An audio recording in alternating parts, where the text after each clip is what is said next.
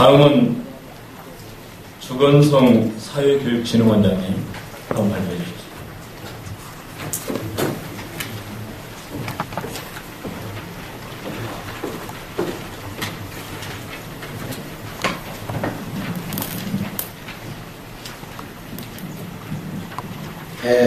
사회교육진흥원의 주건성 원장입니다. 저는 이제 그 주도적 학습과 지금 기존에 하고 있는 학습과 마찰 없이 공존하면서 이 주도적 학습을 이끌어갈 수 있는 그런 방법이 없을까 라고 해서 연구를 했고요. 그 다음에 너무 어렵게 주도적 학습을 이끌어가는 프로그램은 상당히 이제 부담스럽다. 그러니까 쉽고 흥미있게 접근할 수 있는 학부형이나 일반 교사들도 얼마든지 그 프로그램에 접근할 수 있는 그러한 패턴으로 이 프로그램을 한번 연구해 봐야 되겠다. 그렇게 이제 생각하고 시작을 했습니다. 근데 이제 아시겠지만은 학습 성취도라는 게 어디서 비롯되는 거냐. 잘 아시겠지만은 학습 성취도라는 게 인성과도 상관관계가 있고 또 지능과도 상관관계가 있고 이 창의성하고도 상관관계가 있지 않습니까? 그래서 인성 함량을 통해서 스스로 공부를 할 수 있는 동기를 유발해 줘야 되겠다. 거기에 또 착안을 했습니다. 그 다음에 지능을 좀 이렇게 향상시켜 주어서 거기서 어떤 지적 능력이 향상됨으로 인해서 오는 어떤 성취감이라든지 자신감을 통해서 누가 이렇게 리더하지 않고 누가 코칭하지 않고 스스로 학습을 할 수 있는 그러한 그 새로운 동기를 보여줘야 되겠다. 되게 보시면 아시겠지만은 학습장애 요인이 세 가지 기질에 있거든요. 인성의 어떤 결함 요인이 있다든지 또 아니면 지능의 어떤 영역이 극히 떨어진다든지 아니면 창의적 발상 능력이 부족하다든지 이런 것이 이제 학습의 어떤 그 학습 성취를 하는데 어떤 장애 요인이 되고 또 생활을 하는 데 있어서 좀 반사회적 성향도 가질 수 있고 그래서 저는 어디다가 이제 포커스를 맞췄느냐 하면 첫째 그 인성과 주도적 학습과의 상관성 에다가 이제 초점을 맞췄습니다. 그래서 인성과 학습과의 이제 상관성에서 보면은 뭐 흔히 뭐 인성교육 하면은 내가 이제 여기다가 조금 이제 전제를 달아놨는데요. 요거는 그냥 조금 참고해 보시면 되고요. 인성교육은 어떤 윤리나 도덕, 사회성을 향상시키는 것은 현대 사회에서는 좀 소극적 교육 방법이다. 저는 이렇게 생각합니다. 그래서 좀 더 인성교육의 적극적 교육 방법은 뭐냐면 인성이 지니고 있는 8개 항목 이것이 균형 있게 발달시켜 나가는 것이 인성교육의 어떤 본질이 아닌가 그렇게 이제 보고 그 인성과 학습과의 상관관계를 가지고 자기 주도적 학습을 할 수 있게끔 이제 연구를 했습니다. 그래서 이제 인성에 보시면은 이제 뭐 여기 제가 이제 조금 전문적인 용어를 썼는데 우리 인성에는 이제 5대 기질이 있고 8대 기능이 있거든요. 이런 것이 어떤 상관관계를 이루면서 어떤 학습과 또 상관관계를 이룬다. 이렇게 이제 봤기 때문에 이제 그 5대 기질 속에서는 이제 감정. 지금 이제 여러 가지 프로그램 소개를 여러분이 들으셨지만 동기라는 게 이게 감정에서 비롯되는 거거든요. 그러니까 아무리 좋은 동기를 부여하더라도 이 감정 상태가 억압이 돼 있다든지 불쾌한 감정이 잠재되어 있다든지 그런 수용을 못 하거든요. 뭐 이렇게 해라. 이렇게 하면 된다. 이거는 주도적 학습이 아니죠. 그 일반 주입식 학습하고 유사한 거 아닙니까? 하라는 소리 안 하고 해야 된다는 소리 안 하고 스스로 어떤 할 수 있게끔 해주는 게 주도적 학습의 본질이 아닌가. 저는 그렇게 생각했어요. 그래서 이 감정 상태나 정서, 본능, 자아, 초자 이걸 이제 인성에서 5대 기질이라고 그러면 이게 저에게 주어진 시간이 이렇게 길지 않기 때문에 핵심적인 요인만 말씀드립니다. 이 기질들이 정상이 돼야 된다. 그래야 뭐 주도적 학습이 가능하다. 이 기질이 비정상인데 아무리 좋은 프로그램을 제공하더라도 정하기가 힘들지 않겠나. 그래서 이제 그 5대 기질을 좀 이렇게 정상적으로 예를 들어서 감정을 순수하게 만들어줘야 스스로 학습을 하려고 하지 않겠느냐. 감정이 억압되고 불쾌해져있는데 아무리 좋은 프로그램을 제공한다고 해서 그 학생이 그걸 수용하겠느냐. 그래서 첫째는 감정을 순수하게 해주고, 그 다음에 정서, 이 사물과 접촉할 때 일어나는 정신적 반응인데 이 정서를 안정시켜주고 풍부하게 해주지 않고는 아무리 좋은 프로그램을 제공해도 수용할 수가 없다. 그래서 이 정서 부분, 이 정서를 좀 풍부하게 해줘야 주도적 학습이 가능하지 않겠나. 이것이 이제 학문적 배경으로 이제 주어지면서 스스로 할 수 있는 교재를 개발을 했습니다. 이 5가지 영역이 함양될 수 있는 교재를 이렇게 학생들이 스스로 할 수 있는 교재를 개발을 했는데, 그 다음에 이제 보시면은 이 본능이라는 게 있죠. 이 본능의 욕구가 적절히 충족되지 않고 억압된 상태에서 아무리 좋은 방법을 제시한다고 해서 그것이 가능하겠느냐. 그래서 이제 본능의 영역이라든가 또는 인성에서 또 자아의 영역, 이 자아가 폭넓게 객관성을 갖지 않으면 아무리 좋은 프로그램도 어렵다. 그렇게 봤기 때문에 이 자아의 어떤 객관적 상태를 폭넓게 해주는 어떤 프로그램이 필요하지 않느냐. 이렇게 봤고요. 그 다음에 이제 처자, 양심, 뭐 학습이라는 게 그렇지 않습니까? 초자가 정상적으로 발달하지 않은 상태에서 수학이 가능하겠습니까? 수학이 가능하지 않거든요. 그래서 이 5가지 기질을 우선 함양을 시켜야만이 훌륭한 프로그램들을 수용하면서 더 나은 주도적 학습을 할 수 있지 않겠느냐 해서 여기다가 이제 초점을 맞췄습니다. 초점을 맞춰가지고 이제 프로그램을 개발을 했습니다. 그래서 그 밑에 이제 쭉 보시면은 근면성, 책임성, 협동성, 자율성, 진법성, 지도성 이 이제 6가지 영역이 나오는데 여기서 잠깐 예를 들고 이제 넘어가겠습니다. 15분 안에 이제 끝내야 되기 때문에 근면성이 부족한 아이가 주도적 학습이 가능하겠느냐. 게으르고 나태한 아이가. 안 되겠죠? 그러니까 그 근면성부터 바꿔놓지 않으면 안 된다는 거죠. 그것부터 바꿔놓지 않고는 어렵다. 그러니까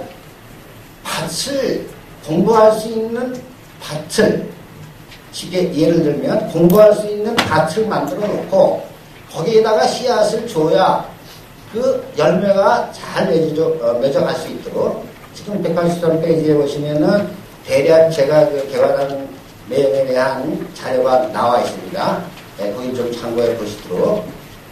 이런 거. 그래서 이제 책임성. 이 책임성이라는 건 힘든 일이 자기에게 주어지더라도 그걸 포기하지 않고 끝까지 성취하는 거. 이걸 책임성이라고 볼 수가 있거든요. 그러니까 주도학습과의 상관을 지어보시라 이겁니다. 책임감이 없는 사람이 주도학습을 할 수 있겠느냐 이거예요. 조금만 힘들면 포기하고 조금만 힘들면 포기하는데 어떤 결과가 주어질 수 있겠느냐.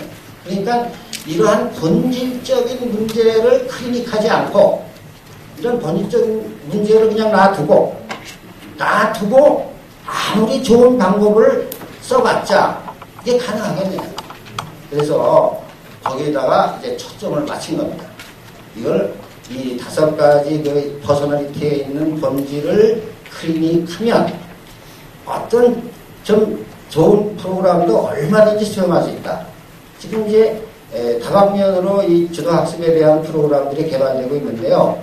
제가 거기에 대해서 다 동의를 합니다. 참 좋은 거 만드셨습니다. 이로운 거 만드셨습니다. 그러나 그것을 진행시키고 수용할 수 있는 또 다른 조치가 있어야 되겠다는 거죠. 그것을 따라갈 수 있는, 그 프로그램에 적용할 수 있는 또 다른 것이 주어지지 않는 한은 상당히 어렵게 전개되지 않을까. 그래서 그 또 다른 것이라는 것이 바로 제가 지금 제시한 내용들입니다. 또 다른 것이라는 게 지금 우리 여러 교수님들이 좋은 내용을 많이 여러분에게 알려드렸는데 그런 것들이 아주 쉽게 적응되고 수용되고 발전하려면 그 하나만 가지고는 어렵다. 또 다른 것이 이렇게 공존하지 않고는 어렵다. 그래서 제 전공 분야가 이제 임상심리학이고 교육심리학 쪽이기 때문에 그 전공을 살려서 이런 프로그램을 이제 개발을 했습니다. 그래서 인성이 균형 있게 잘 발달되지 않는 상태에서는 좀 일반적 프로그램이 적응하기 어렵지 않겠느냐. 그래서 이제 그런 쪽으로 이렇게 프로그램을 개발했습니다. 그래서 이제 인성에 관해서는 이제 이 정도로 말씀을 드리고요. 그러니까 5대 기질과 8대 기능이 균형 있게 발달하지 않고 자기 불만이 소멸되어 그러니까 자기 불만이 잠재되어 있게 되면요. 아무리 좋은 프로그램을 줘도 그것을 이렇게 객관적으로 수용하기가 힘듭니다. 그래서 그런 거를 내가 이렇게 조금 밑에서 해설을 달아놨습니다.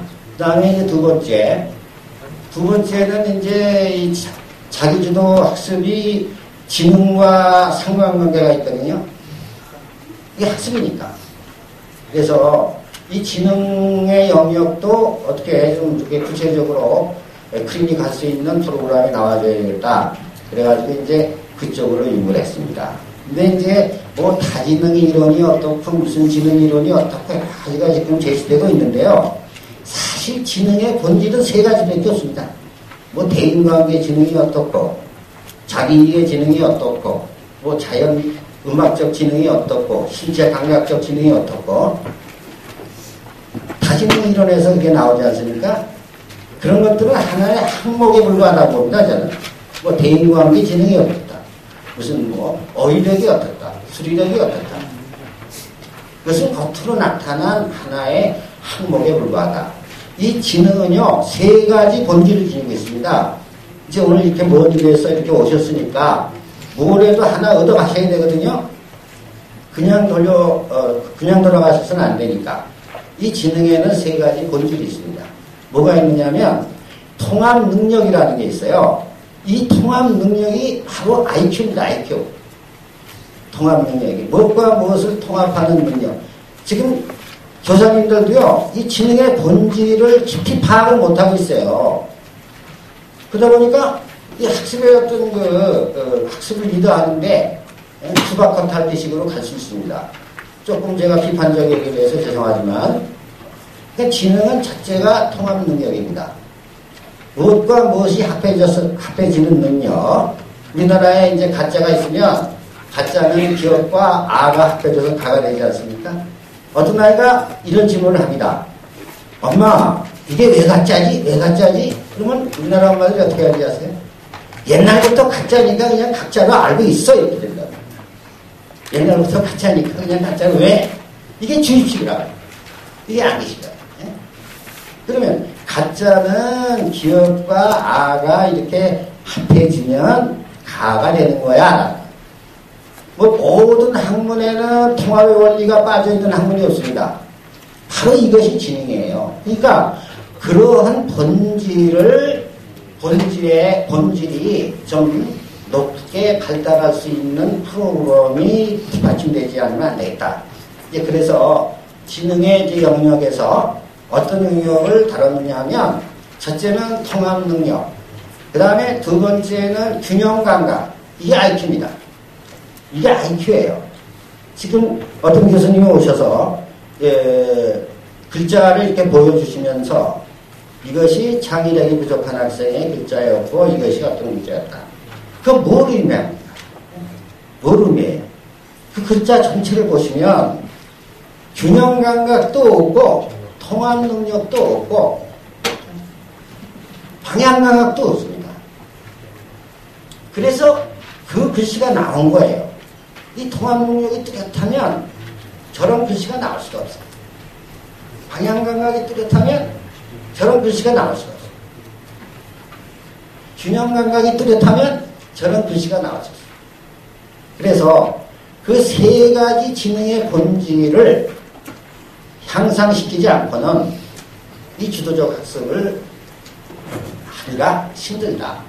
그래서 이 지능에서는 이 세 가지 영역을 가지고 프로그램을 만들어서 통합 능력이 없는 아이 통합 능력 갖게 해주고, 방향 감각이 부족한 아이 방향 감각 갖게 해주고, 균형 감각이 떨어진 아이는 균형 감각 갖게 해주고, 지금 특수반에 가서 수업을 받고 있는 아이, 지체장애 아이들, 뭐 다른 게 없어요. 이 세 가지 기능이 노멀 이하로 많이 트레인되어 있는 겁니다.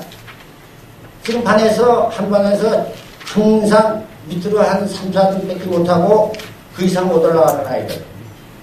뭔가 문제가 있다고 하잖아요. 우리 아이한테 문제가 있지. 선생님들도 쟤한테 있는 문제가 있지. 그럼 그 문제를 클리닉하지 않고 어떤 방법으로 그 아이를 바꿔놓을 수 있겠느냐. 그래서 이 지능의 영역을 이제 정상으로 좀 이렇게 환원시키는 쪽으로 이 프로그램을 만들자. 그렇게 해서 이제 그쪽 영역을 달았고요. 그 다음에 이제 창의력 부분인데, 창의력. 그러니까 학습 성취도가 얼마나 되냐면요. 세 가지 기질이 균형을 이루지 않으면 안 됩니다. 인성이 균형 있게 발달돼야 되고, 지능이 110점 이상으로 발달돼야 되고, 그 다음에 창의력이 거기에 수반되지 않으면 안 돼요. 뭐 이제는 이렇게 수렴적 시대는 지났다. 발산적 시대다. 아까 여러분들이 나와서 21세기 지식기반 정보화 사회는 수렴적 사회가 아니다. 발산적 사회다. 이렇게 얘기하는데, 이 발산력이 어디서 나옵니까? 이게 창의력이에요. 그러니까 지능은 수렴적 사고입니다. 그리고 창의력은 발산식 사고거든요. 근데 이런 것들이 지금 이렇게 우리 그 역사적 배경을 보면 어쩔 수가 없었어요. 2000년 이전까지는 산업사회였습니다. 그래서 급하게 온 국민의 지적 능력을 향상하는데 치중하지 않으면 그 현실을 발전시킬 수가 없었어요. 산업사회이기 때문에. 그렇기 때문에 이제 그럴 수밖에 없었는데, 2000년도부터 이제 7차 교육 과정이 이제 새롭게 시작되면서 좀 교육의 파라다임이 바뀌기 시작했죠. 2000년부터. 교과서가 이제 또 이렇게 창의력 쪽으로 좀 이렇게 전환이 됐고, 그래서 이 창의력에는요, 6가지 기능이 있습니다. 6가지 기능. 그냥 창의력 하면서 이 창의력이 지니고 있는 기능조차 파악하지 못하면서 창의력 한다는 건 이건 수박 헛달기다. 주 교수님 시간 조금 조정해 주십시오. 예, 괜찮다게 오십니다. 이렇게 보거든요.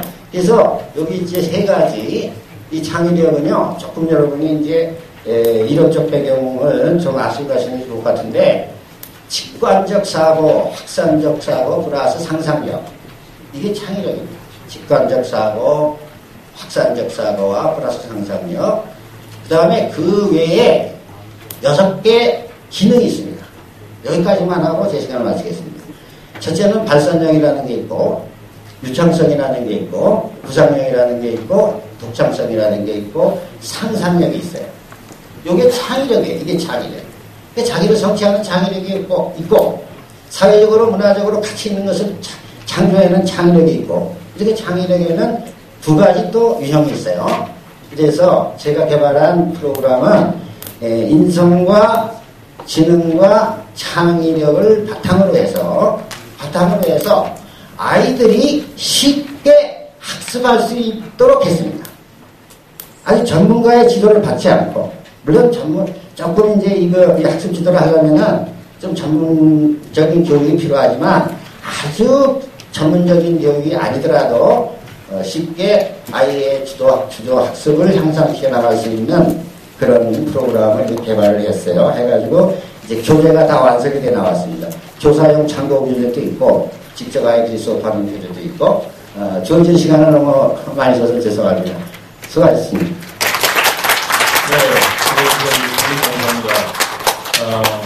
CIC, 즉 인성, 지금 창의성의 그 상황에 대해서 자기주도 학습의 비결이 있다 하는 내용을 정리해 주셨는데, 특히 가드너 교수의 다중지능 이론을 이제 통합능력, 균형감, 방향감